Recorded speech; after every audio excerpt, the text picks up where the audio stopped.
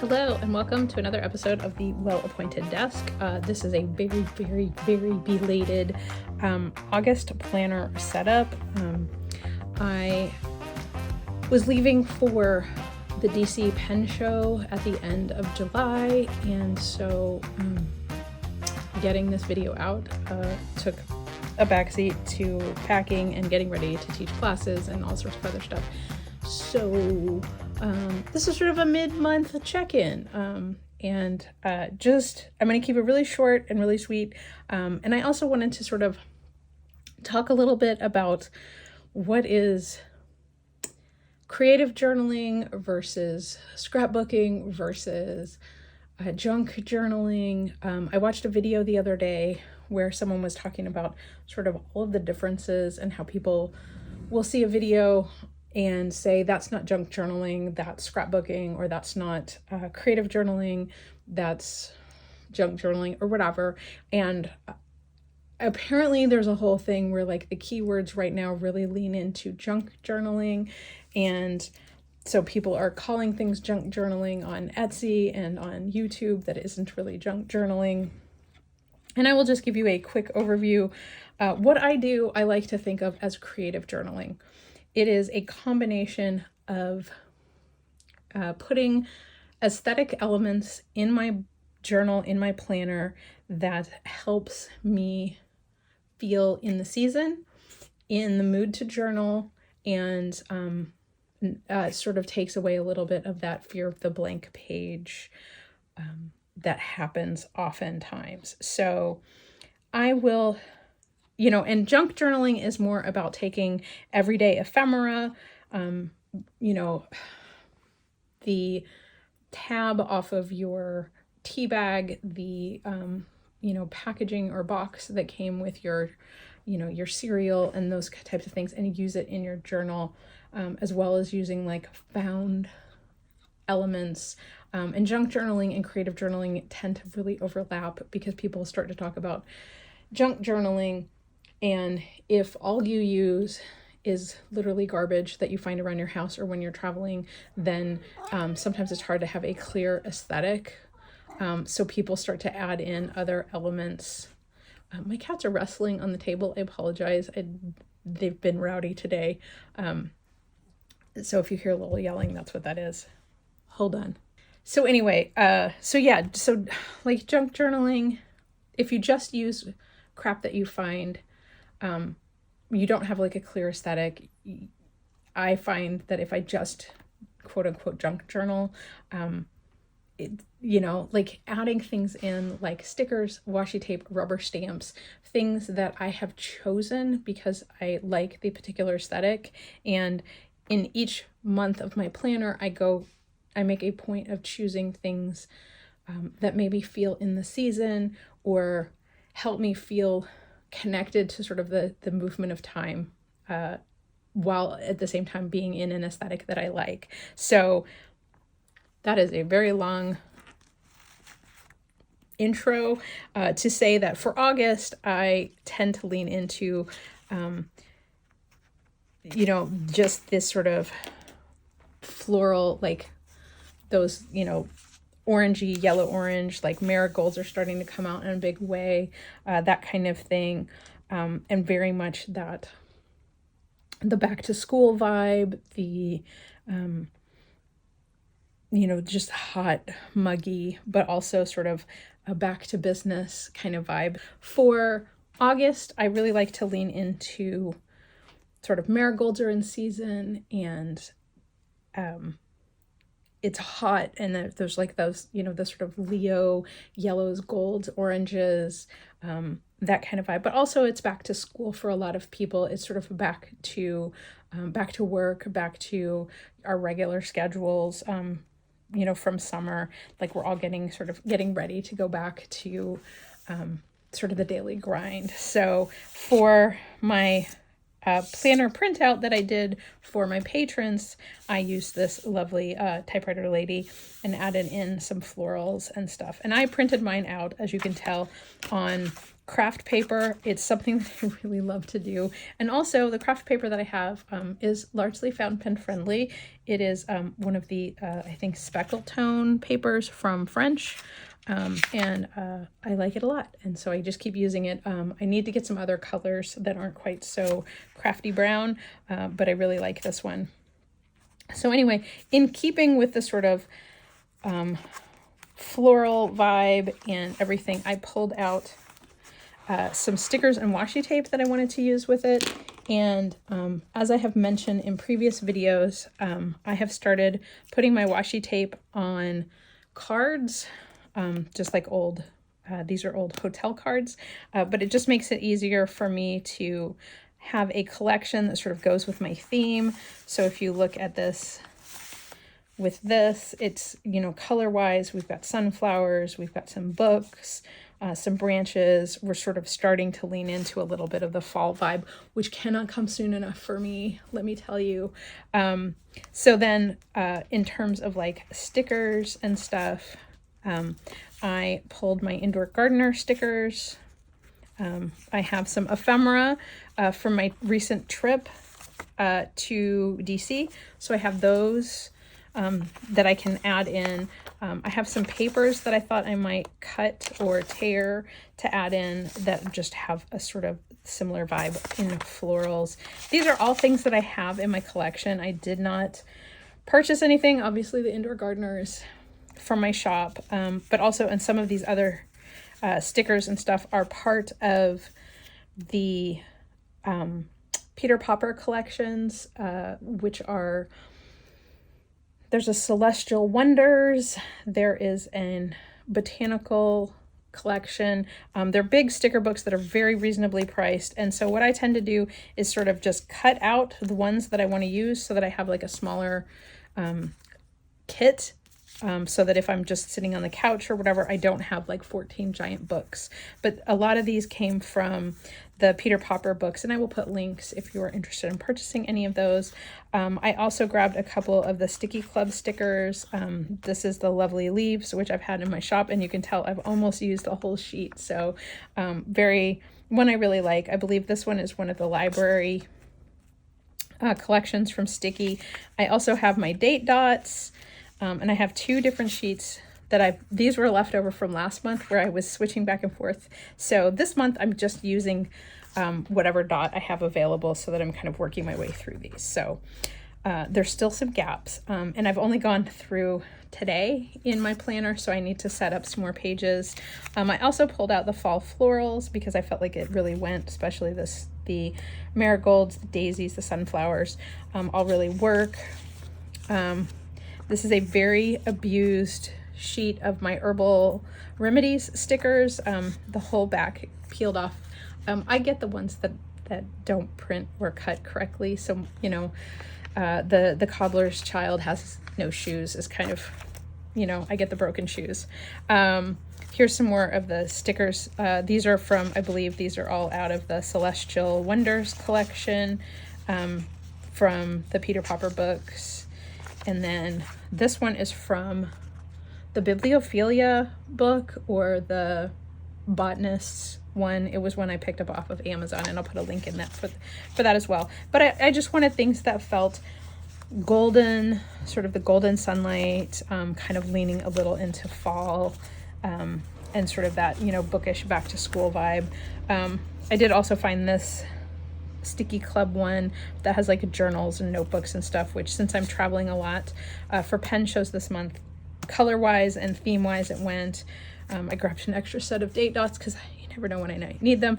And then last but not least, this is my new sheet that I don't have up on the shop yet, but will probably by the end of the month. Hopefully I'll have them for the San Francisco Pen Show. But these are Typewriter Days, and so what this is the days of the week on translucent matte paper, and they are just little strips that you can peel off and add if you are adding the date to your daily planner or whatever. So they just peel off and they're translucent, and I'll show you in my book what they look like. And then it is a full 6 weeks. My previous days of the week stickers, I only had 4 weeks worth, which doesn't necessarily account for months that have 30 and 31 days. Foolish me. So this one has more than enough. Right now I have them in brown, but I think I'll do them in a couple of other colors as well. And then there are also new moon, full moon, first quarter and third quarter moon stamps that you can, stickers that you can add in as well. And so these will be on my shop soon. Let me know if you have any color recommendations or preferences. I'm sure I will do black and a shade of green because those are the colors that I will use most frequently, but let me know what colors you guys would like to see. I'm sure I will have red and green available for the holidays. So anyway, that is sort of the sticker and paper ephemera elements. We'll talk about pens really quick. So for my pens this month, I try to pare down my collection to just a few so that I'm not carrying a ton with me and I don't have to make big decisions when I'm sitting down to journal or plan or whatever, make little creative doodles. So I have the Marvula pen Flex in ochre, which is sort of my first choice. And then I also have the just regular Marvula pen in sepia, which is sort of a cool brown. Then I have the Flex in the warm sort of reddish brown. My frequently used Pentel sign brush sign pen in pale brown. This wonderful dual color Right Tech in the 0.5 millimeter size, and it comes with, on one side is burgundy and on the other side is black. I was hesitant to buy this set originally because I was like, each one of the dual color, and it came in a packet of 4 pens, I think. Each one of them has a color and then black, and I'm like, why would I carry all of this around with me all the time? That's like 4 black pens. It's stupid. And then I realized I do stuff like this, so this means that with one pen I have burgundy and black. Should I need black? But like, it's just good to have an everyday black pen. So and then the last one is this hybrid, I think this is Pentel, hybrid dual metallic. It's kind of sparkly and shimmery, and it's this like wonderful sort of gold barfy color. I really like it. It's probably the only dual metallic that I still have because I have trouble making them right. I think I have a weird angle and I'm a lefty, so it tends to sort of make chaos. So anyway, probably won't get used a ton, but I thought it would be fun to have. Maybe I'll use it for just sort of like little dots and lines and things like that. So then we get into the fountain pens. I laugh because there's 3 of these are repeats from previous months. So this was really the only new one. This is the Y Studio resin, which I have a Franklin Christoph SIG nib on this. It's a SIG, like a fine SIG stub. And I put for whatever reason, I did not have a converter for this. So luckily I had Diamine Oxblood, which I put in here, but it has traveled and it is not the most like sealed cap. So I was having a little hard start. So I wet the tip, which caused the ink to come out a little bit light. But it is sort of this darker sort of oxblood color. But I needed to sort of get it started. So this is the Y Studio resin. This is probably the newest thing added to my collection, and I thought it would just be nice to have sort of a deep red tone to play with, and I absolutely love this SIG nib on here. So these 3 have been used in previous months, some in like every month. These 2 I pretty much use all the time. This has become the go-to. You can tell it's almost out of ink. I need to refill it. This is the Sailor ProColor, which I put a 21 karat gold nib on, and it has Kuiko Caramel Brown. It has become my favorite brown, and I use it all the time. This Sailor Pro Gear, it's actually a Nagasawa Kobe Pro Gear in their like spring green color, and I always have Pen BBS 342, I think, which is the matcha green tea. I've been on the hunt for a similar color because it's no longer available, and I've found a few that are close. I think Sailor Wyoming is a pretty good match. I think I did a review of that recently. I'll put it in the links if I can find it. And then the last one is the Quico Sport in the Vinta Carnival Summer Green, which was what I used last month for Mermaid Month.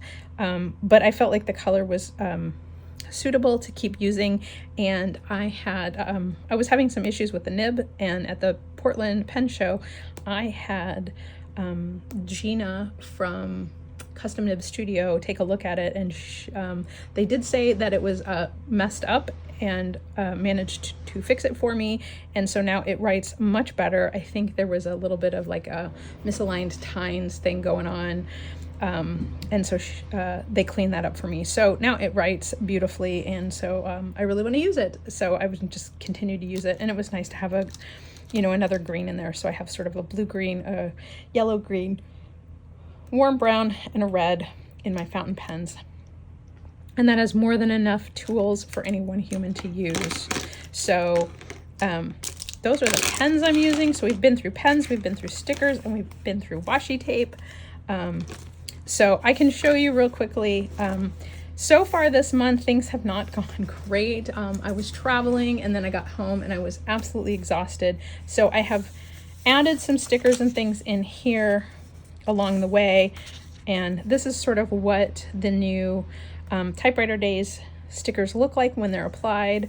I really like them, and it's making me wonder if I should make the date dots, like a set of them as like mini date dots, so that they're smaller, so they take up a little bit less space. But I think I like the combination of the scales, so you have a large date and then a little day of the week.